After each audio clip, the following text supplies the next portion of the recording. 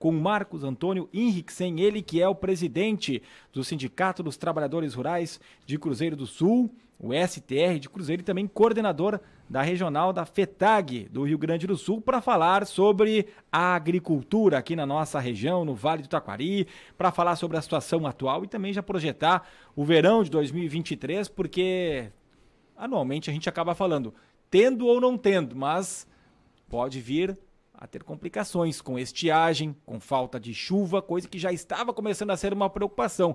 Agora choveu bastante nos últimos dias. Será que foi o suficiente para dar uma amenizada, pelo menos por algumas semanas? Ou veio em tanta quantidade que trouxe até prejuízos? Vamos saber disso e outras projeções aqui conversando com o Marcos Henrichsen. Tudo bem, Marcos? Bem-vindo aqui à programação da Rádio Independente mais uma vez. Bom dia. Bom dia, Ricardo. Bom dia, Rita. Bom dia, ouvintes, e em muito especial nossos agricultores familiares aqui dos municípios do Vale do Taquari. E ainda mais especial aos de Cruzeiro do Sul, aos quais eu faço parte, aí, que são meus colegas de profissão. Como é que está a situação?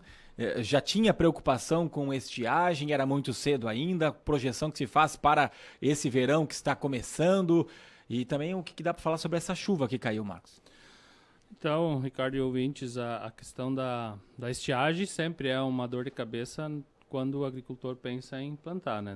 No momento em que ele lança a semente, ele passa a se preocupar se vai ter chuva que chega.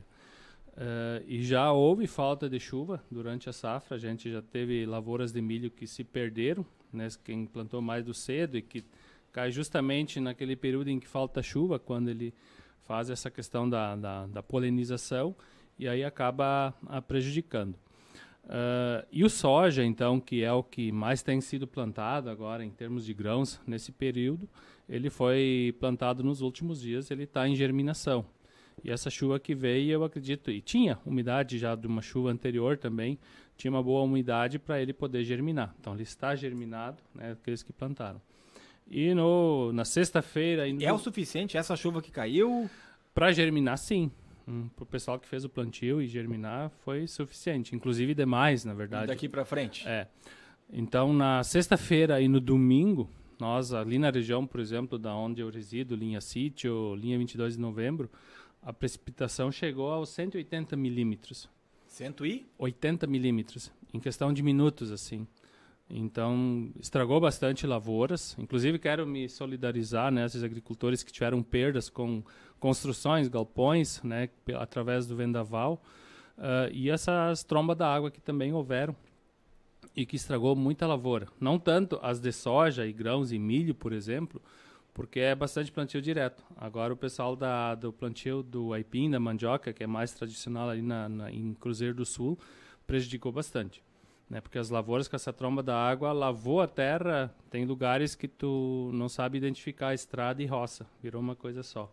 Então, bastante complicado, né, para quem depende dessa lavoura. Se tem ideia dos prejuízos, já não? Não tem levantamento ainda. E na região de Venâncio ali, então, que é do outro lado de Cruzeiro, ali que foi lamentável, né, que os agricultores perderam as lavouras de tabaco, né, sobrou só o talo ainda. A questão da mandioca, a mesma coisa, prejuízo bastante grande aí para essas famílias. Mas nós não temos levantamento ainda. E para ter uma ideia, hoje um hectare de soja e o risco que o agricultor corre quando ele lança a semente, um hectare de soja mais ou menos gira em torno de R$ 3.500, o custo dele, que você inteira. Aí faz a conta, aí uma lavoura de 10 hectares, 15 hectares, 20, né, uma média de 30 que o pessoal planta, né, quem planta um pouco mais. O risco que corre, né, quando faz o plantio e a semeadura. E o milho já está girando em torno de R$ 6.000, a questão do custo de produção. E aí você está ali ao céu aberto, né? Depende da chuva, depende desse fator climático para poder fazer a colheita. Sem falar em preços depois. E o fator que nós também esse ano tivemos diferente, ano passado, a questão dos insumos, a questão do adubo, por exemplo, quem não comprou logo no início, depois pagou um preço alto pelo saco de adubo. E esse ano aconteceu o inverso. O pessoal comprou mais cedo e o adubo acabou baixando agora, na época que já tinham comprado. Então o custo de produção ele continua elevado. Uhum. E como é que faz, Marcos? A gente fica imaginando assim, né? Porque se não chove é um grande problema. Se chove demais num curto período, né? Chove muito também, e temporal, enfim, acaba provocando estragos também da mesma forma. Como é que os agricultores têm se organizado quanto a isso, né? Como é que faz? O que acontece ali na propriedade quando há uma perda assim tão grande como ocorreu, né, em muitas delas? Nós, enquanto estrutura de movimento, a gente sempre orienta e busca, vamos dizer, uma pauta contínua do movimento é a questão do seguro agrícola. Porque você não tem o que fazer com questões climáticas, seja temporais ou seja falta de chuva. Então, a questão foi lançado o Proagro, né? Existe o Proagro, existe outros formatos já de seguro mais na linha do privado, mas ele ainda é muito insuficiente. Ele hoje se tornou bastante caro também, em virtude ninguém quer arriscar em assegurar as lavouras, porque elas correm, de fato, um sério risco. Mas essa é a nossa grande bandeira do movimento sindical, e eu acredito que seja dos agricultores também, de ter essa garantia quando tem esses fatores climáticos que ninguém consegue controlar eles. Uhum. Como é que seria isso na prática?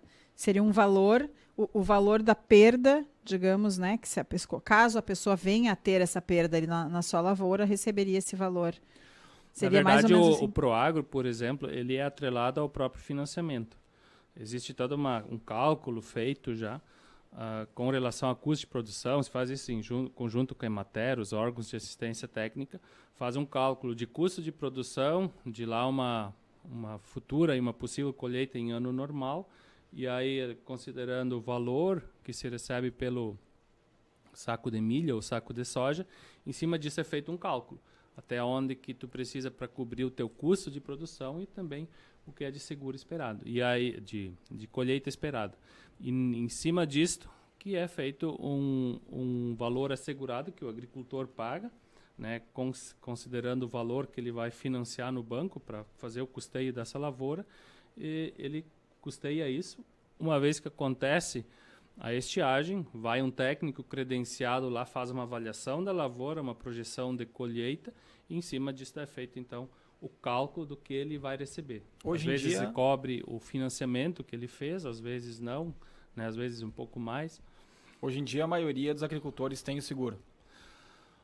Olha, eu acredito que não. Hoje o pessoal diminuiu bastante a contratação de financiamentos, deveria ser mais.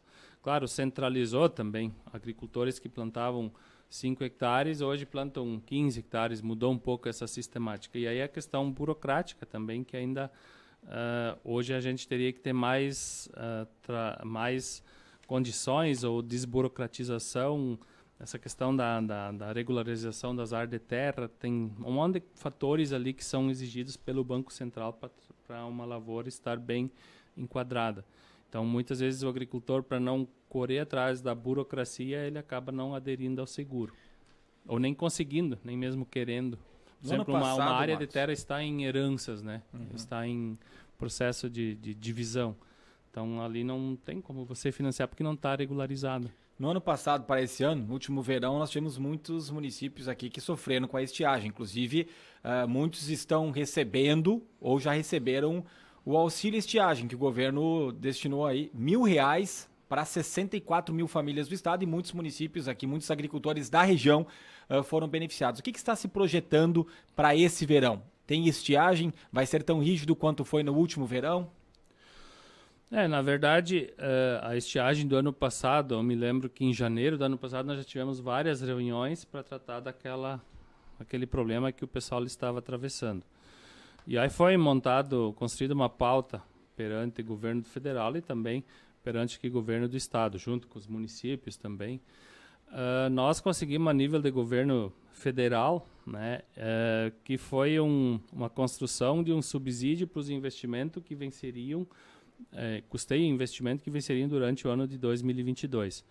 O que aconteceu? Aí foram beneficiados agricultores que tinham vencimento de parcelas entre fevereiro e julho deste ano, ganharam 35,2% de rebate nas parcelas que tinham a pagar, e os agricultores que venceu as parcelas entre agosto e dezembro desse ano ficaram de fora.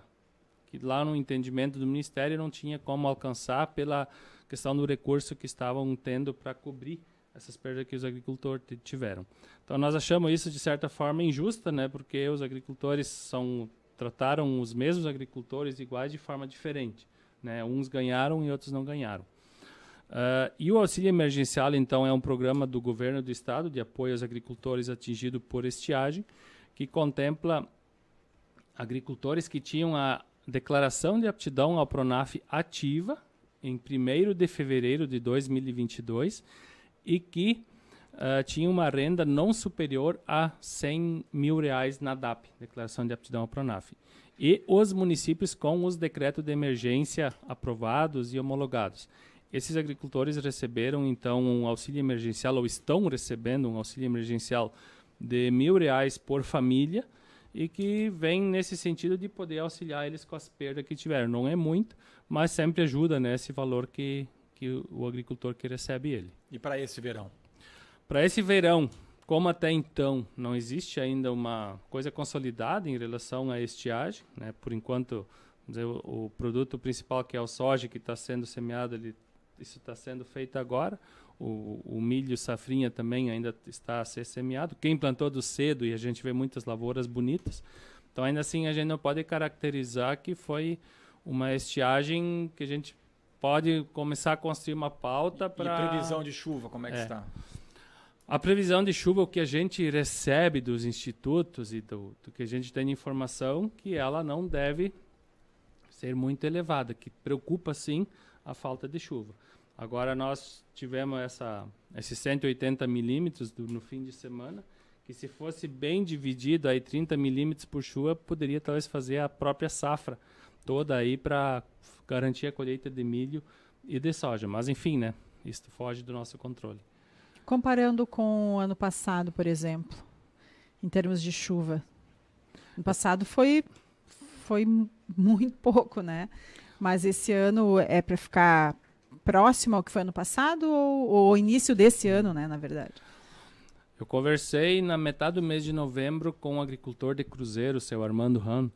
Ele que acompanha, assim, anota o pluviômetro, todo o acompanhamento de chuva. E ele me disse que naquele dia, no mesmo período, em comparação ao ano passado, teria chovido até agora 2 milímetros a mais do que o ano passado. Então, estaria mais ou menos igual ao ano passado. Agora, essa chuva que caiu no fim de semana, não sei dizer assim também como é que foi nos demais municípios da região, mas aí muda bastante o número, né? Porque caiu muita chuva em pouco tempo. Marcos, eu me lembro de a gente falar em outras oportunidades sobre criação de açudes, reaproveitamento da água da chuva, para que quando falte, como é o caso que agora vai acontecer, para que de repente se tenha de onde tirar. Eu me lembro que também o governo do estado deu incentivos, nós melhoramos nesse aspecto, ainda estamos carentes. Como é que o STR de Cruzeiro, a questão da FETAG também vê o Vale do Taquari nesse momento, se evoluímos nesse sentido? O governo do estado criou um programa de microaçudes, que seria nesse sentido, né, da própria armazenagem de água.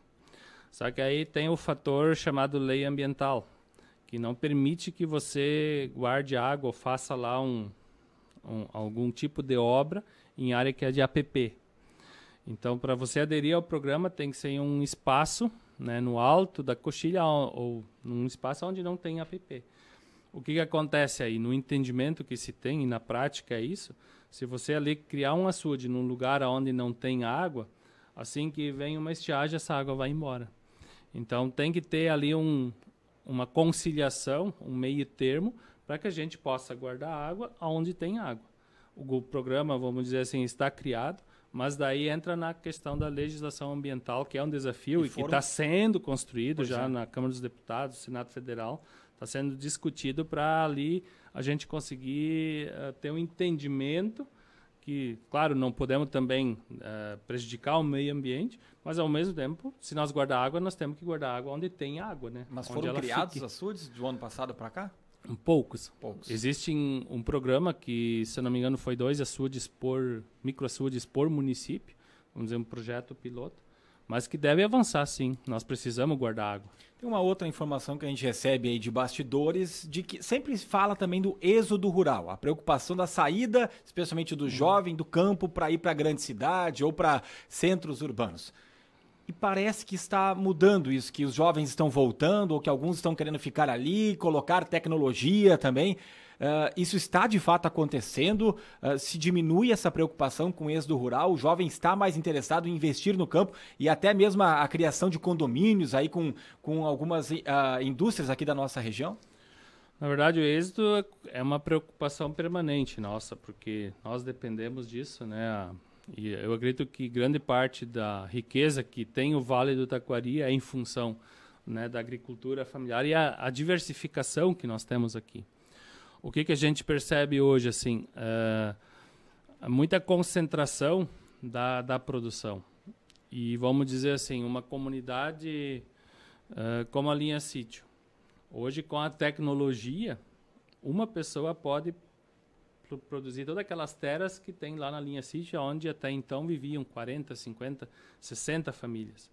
E cada família compõe 3, 4 membros. Então, é um grande desafio. Vamos dizer, considerando a sucessão, quanto é importante e todo, né, o reconhecimento para quem faz o investimento.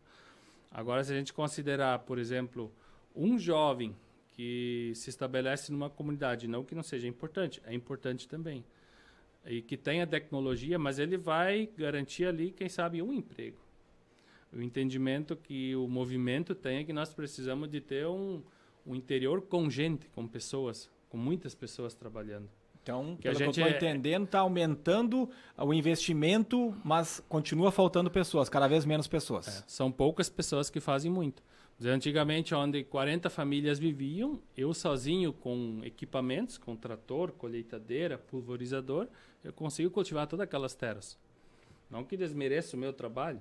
Agora, no entendimento de desenvolvimento local, de município, de região, a gente, quanto mais pessoas tem empregado com mão de obra ali, mais o comércio, né, que tudo isso gira. Quando a gente tem a centralização da produção, e aí a gente vê, por exemplo, a soja, indicam muitos números, né, das commodities, a exportação e tal, mas ela é muito centralizada em poucas mãos.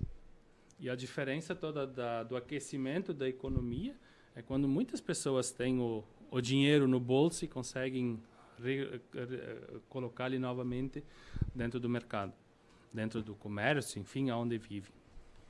Tá certo. Marcos Antônio Henriksen, presidente do STR de Cruzeiro do Sul e coordenador regional da FETAG RS aqui no Vale do Taquari. Muito obrigado pela tua presença, que venha chuva e que venha de forma espalhada, né? Que venha devagar para a nossa agricultura e que não tenhamos uma nova estiagem. Obrigado pela tua presença aqui, uma boa semana. Obrigado, Ricardo, obrigado, Rita. Quero saudar em nome do meu colega Lauro Bauma, aqui do Sindicato de Lajeado, todos os meus colegas dirigentes também, que têm o desafio diário de estarem à frente de suas entidades, né, de estar construindo esse projeto de inclusão, de oportunidades para as nossas pessoas que vivem no meio rural, de políticas públicas que tenham acesso e que a gente constrói e busca no dia a dia dignidade para a nossa população, para a nossa gente viver bem lá onde estão inseridos nas comunidades, com as suas famílias, nas suas casas. Bom Natal aí, bom final de ano aí, que a gente possa ter chuva sim, uma boa colheita, bons preços também, que a gente possa ter recurso no bolso e qualidade de vida aí no campo. Muito obrigado. Que assim seja.